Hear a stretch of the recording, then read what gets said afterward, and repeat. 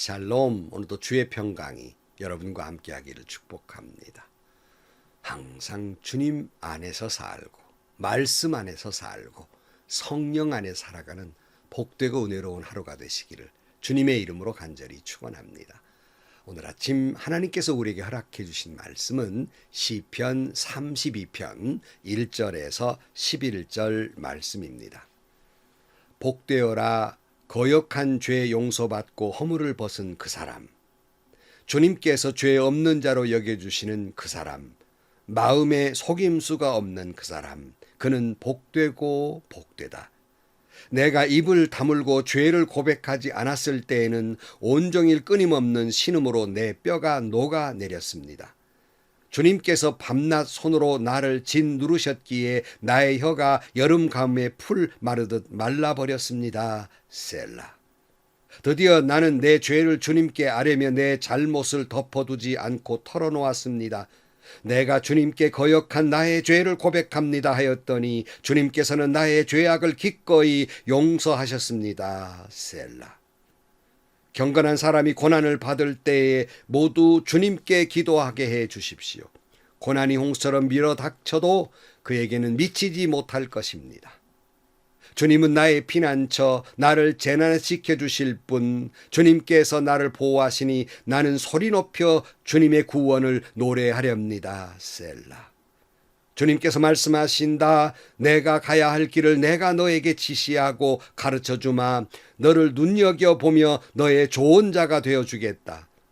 너희는 제갈과 굴레를 씌워야만 잡아둘 수 있는 분별 없는 노새나 말처럼 되지 말아라. 악한 자에게는 고통이 많으나 주님을 의지하는 사람에게는 한결같은 사랑이 넘친다. 의인들아 너희는 주님을 생각하며 즐거워하고 기뻐하여라. 정직한 사람들아 너희는 다 함께 기뻐 환호하여라. 아멘. 우리는 어제까지 창세기 묵상을 마치면서 생명의 삶이 이제 시편으로 조금은 이어지게 됩니다. 오늘부터 시편을 묵상하고자 합니다. 오늘 시편 32편.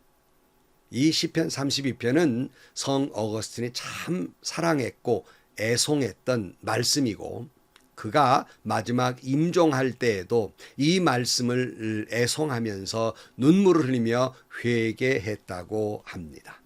그러면서 어거스틴은 이런 말을 했습니다. 최고의 지식은 우리가 죄인이라는 사실을 아는 것이다. 이렇게 말합니다. 여러분, 우리가 인생에 있어서 최고의 기쁨은 내 사명을 깨닫는 것이라고 하면 나의 최고의 지식은 최고의 지혜는 내가 죄인이라는 것을 아는 것이다 하는 말씀이에요. 역으로 말씀을 드리면 가장 세상에서 어리석은 것은 바로 자신이 죄인이라는 사실을 모른다는 것. 이것이 가장 어리석은 일이라고 할 수 있겠습니다. 그만큼 자기가 죄인이라는 것을 깨닫는 것도 어렵고 또 그 죄인이라는 걸 고백하는 것도 참 어려운 일입니다. 그러나 우리는 예수 그리스도를 믿으면 그리스도의 보혈의 십자가 아래서 우리는 그 모든 죄를 용서함 받고 구원받은 복되고 복된 사람이라는 사실을 우리는 잘 깨닫고 있으니 정말 얼마나 큰 은혜며 축복인지 모르겠습니다. 본문은 이렇게 시작합니다. 1절에 복되어라 거역한 죄 용서받고 허물을 벗은 그 사람 그랬어요. 무슨 말이에요? 어떤 사람이 복된 사람이냐? 죄 없는 사람이 아니에요.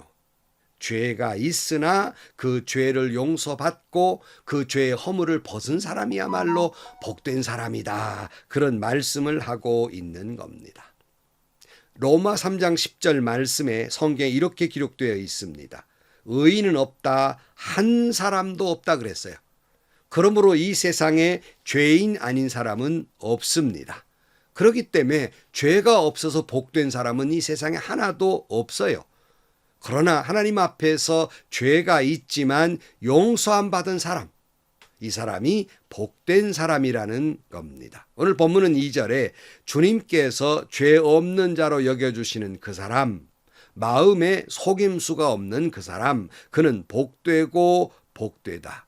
그러니까 죄가 있지만 모든 인간은 죄인이기 때문에 죄가 있지만 죄 없는 자로 여김을 받은 그 사람, 하나님께로부터 죄 없다고 여김을 받은 그 사람이 복되고 복된 사람이라는 거예요. 자, 그런데 그 사람은 누구인가? 로마서 8장 1절 말씀에 그러므로 그리스도 예수 안에 있는 사람은 정죄를 받지 않습니다. 그것은 그리스도 예수 안에서 생명을 누리게 하는 성령의 법이 당신을 죄와 죽음의 법에서 해방하여 주었기 때문입니다. 그러니까 바로 죄가 없어진 그 사람이 누구인가? 로마서에는 예수 안에서 정죄함 받지 아니하고 예수 그리스도의 십자가의 보혈의 은혜로 말미암아 죄 씻음 받고 죄 없다고 여기심을 받은 바로 그 사람 누구예요? 우리입니다. 예수 믿은 우리 크리스찬 복되고 복되다 하는 거예요. 그러므로 우리가 예수 믿고 복 받는다는 말이 세속적으로 예수 믿고 출세하고 돈 많이 벌고 성공하고 건강해지고 자식 잘 되고 아파트값 올라가고 이런 사람이 복된 것이 아니라 예수 믿는 자체가 복되다는 거. 왜냐하면 예수 안에 용서받고 죄 없다라고 인정받기 때문이라는 거예요. 1893년에 시카고에서 세계 종교인 대회가 열립니다. 모든 종교의 그 대표자들이 모여서 자기 종교의 그 아주 좋은 점에 대해서 이야기하는데 바로 이 기독교 대표자가 이렇게 말했습니다. 여러분의 종교 중에서 사람이 죄에서 벗어날 수 있도록 도와주는 것이 있습니까? 아무도 대답을 못해요. 이 기독교인이 계속 말합니다. 기독교는 사람들의 죄를 해결해 줍니다. 예수님께서 모든 사람의 죄를 용서하시기 위해 십자가에서 고난당하셨기에 누구든지 예수님을 믿기만 하면 어떤 죄든지 모두 용서받을 수 있습니다. 여러분, 이 세상에 어떤 종교도 네 죄를 용서한다는 종교는 없어요. 오직 예수님만이 우리 모든 죄를 용서하신다라고 말씀합니다. 여러분, 지구상의 인간에게 있어 죄는 누구나 다 심각해요. 죄 때문에 오는 죽음은 정말 심각합니다. 그리고 이 세상에 그 누구도 죄의 문제를 해결할 수 없습니다. 오직 예수 그리스도 십자가의 보혈의 은혜로만 우리 죄가 용서함 받는 거예요. 우리가 그런 믿음을 가졌으니 얼마나 복된 사람이라는 말씀입니다. 재벌과 대통령의 힘은 대단합니다. 그러나 아무리 그들의 힘이 대단해도 결코 인간의 죄의 문제는 해결하지 못합니다. 인간의 죽음의 문제는 해결하지 못합니다. 그러나 우리는 예수 그리스도를 믿음으로 우리 모든 죄가 사함을 받고 영원한 생명을 얻는 구원을 받은 사람입니다. 이것은 내 공로가 아닌 전적인 하나님의 은혜이며 십자가의 은혜일 뿐입니다. 다만 우리는 그 예수를 믿고 구원받아 감사와 감격이 있을 뿐입니다. 찬양과 자랑이 있을 뿐입니다. 아무리 세상에 재물과 높은 권력을 가졌다 할지라도 이 죄의 문제를, 이 죽음의 문제를 해결하지 못하는 사람은 불행한 사람입니다. 우리 모두는 죄 사함 받은 행복한 사람들입니다. 최고의 복을 받은 사람들입니다. 사랑하는 성도 여러분, 바로 당신이 예수를 믿음으로 죄 용서함 받고 구원을 받은 최고의 복되고 복된 사람임을 믿으시기를 축복합니다. 자, 그런데 왜 사람들은 예수를 믿지 않지요? 왜 이 복된 일을 모르는 것이지요? 바로 그것은 자기가 죄인 된다는 사실을 모르기 때문입니다. 제가 오래전에는 초등학교 교장 선생님에게 전도를 한 적이 있어요. 죄와 십자가, 은혜 다 설명을 했죠. 그랬더니 이분이 가만히 보니 저에게 이렇게 말하는 겁니다. 목사님, 저는 죄가 없는 사람입니다.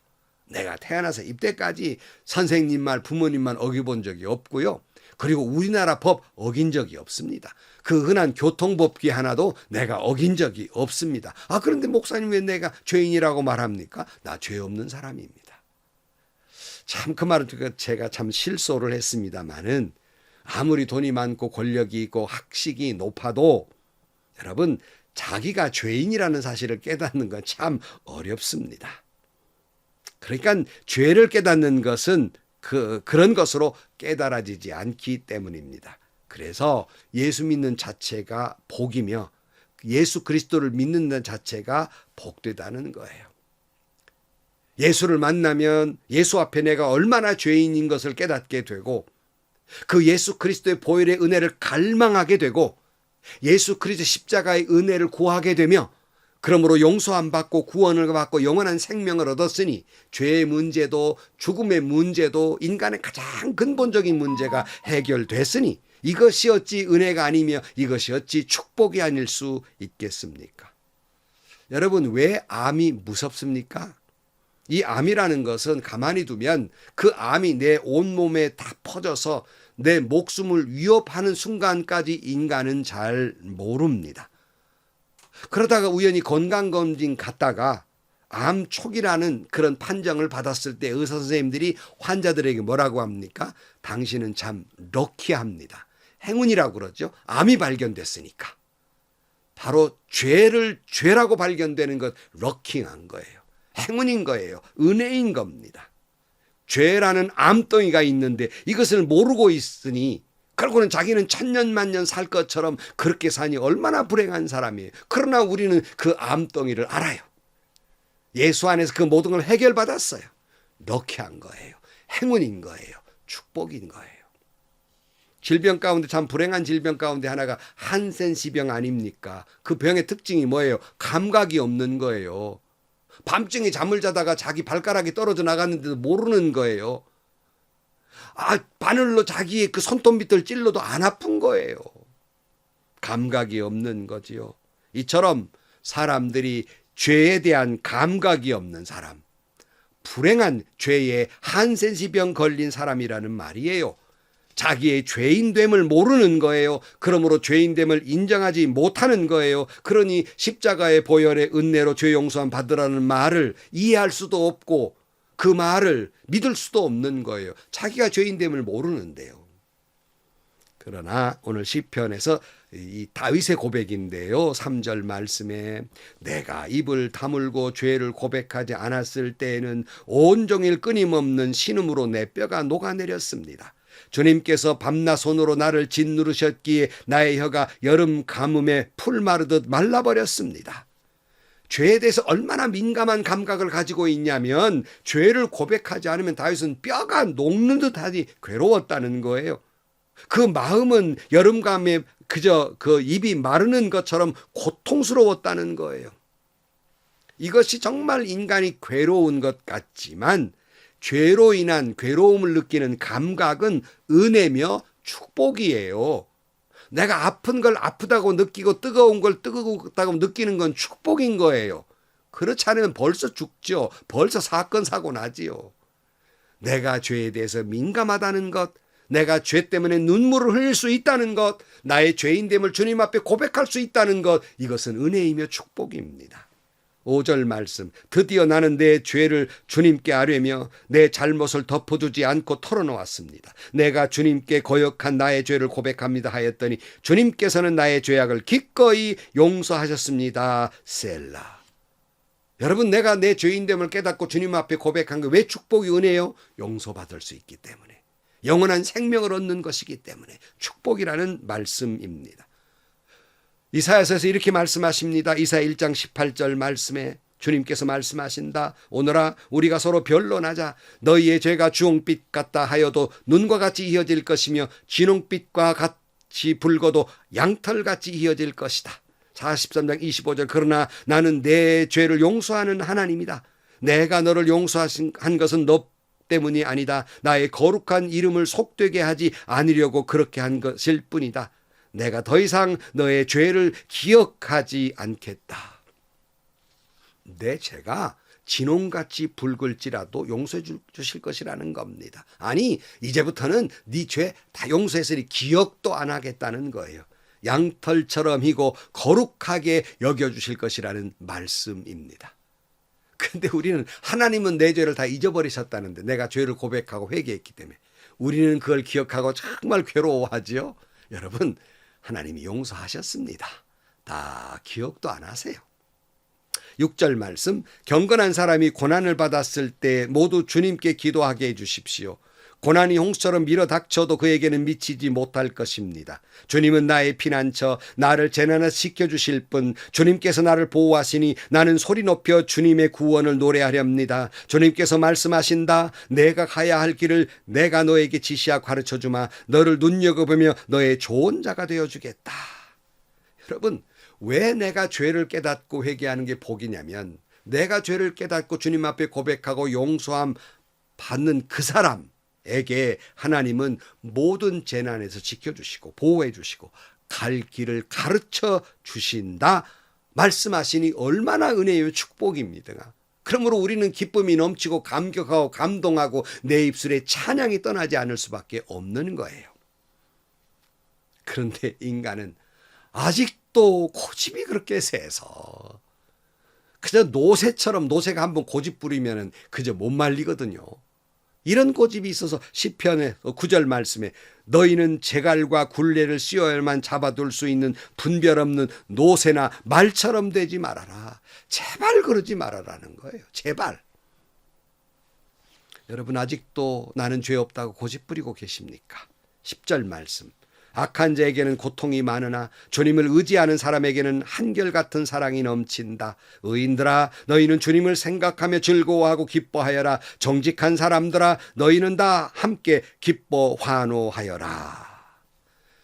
자기가 죄인임을 모르고 그 하나님의 은혜를 구하지 못한 사람에게는 고통뿐인 인생을 살 수밖에 없지만 예수님의 은혜를 구하는 사람은 하나님의 한결같은 사랑과 용서와 은혜 속에 기쁨이 넘치고 축복이 넘치는 삶을 살게 될 것입니다. 그러므로 여호와로 인하여 기뻐하고 기뻐하며 감격과 감동 속에 살아가시기를 축복합니다. 주님이 누가복음 18장 9절 말씀 이하에 스스로 의롭다고 생각하는 바리새인들에게 이렇게 말합니다. 스스로 의인이라고 생각하고 고개를 뻣뻣이 들고 서 있는 바리새인들과 스스로 죄인됨을 고백하고 감히 하늘을 우러러 얼굴을 둘 수 없어서 고개를 쳐받고 가슴을 치면서 하나님의 은혜와 용서를 구하는 사람과 누가 복된 사람이냐? 주님 이렇게 말씀하십니다. 누가복음 18장 14절 말씀에 내가 너에게 말한다. 의롭다고 인정받고서 자기 집으로 내려간 사람은 저 바리새파 사람이 아니라 이세리다. 누구든지 자기를 높이는 사람은 낮아지고 자기를 낮추는 사람은 높아질 것이다. 그랬어요. 여러분 이제 우리가 왜 죄를 깨닫고 회개하는 게 축복이며 은혜인지를 알게 됩니다. 오늘 또 죄인됨을 깨닫는 그 자체가 내게는 축복입니다. 때로는 그 괴롭죠. 내가 죄인됨을 깨닫는 것이. 그러나 괴로움을 넘어서 내게는 얼마나 큰 은혜인지 마치 암을 초기에 발견한 것처럼 럭키한 일이란 말씀이에요. 주님 앞에 회개할 수 있다는 사실이 하나님이 내게 주신 은혜이며 십자가의 보혈로 용서함 받는 사실이 우리에게는 복 중에 복이라는 말씀입니다. 오늘 또 주님 앞에 가슴을 치며 십자가의 보혈의 은혜를 구하고 용서를 구하는 복되고 복된 사람들이 되시기를 주의 이름으로 간절히 축원합니다. 기도하시겠습니다. 하나님, 우리는 십자가 밑에서 나의 죄됨을 발견할 때 얼마나 괴롭고 괴로운 일인지 가슴을 치는 일입니다. 그러나 죄를 죄로 깨닫는다는 것이 얼마나 하나님이 내게 주신 큰 은혜이며 축복인지를 다시 한번 생각합니다.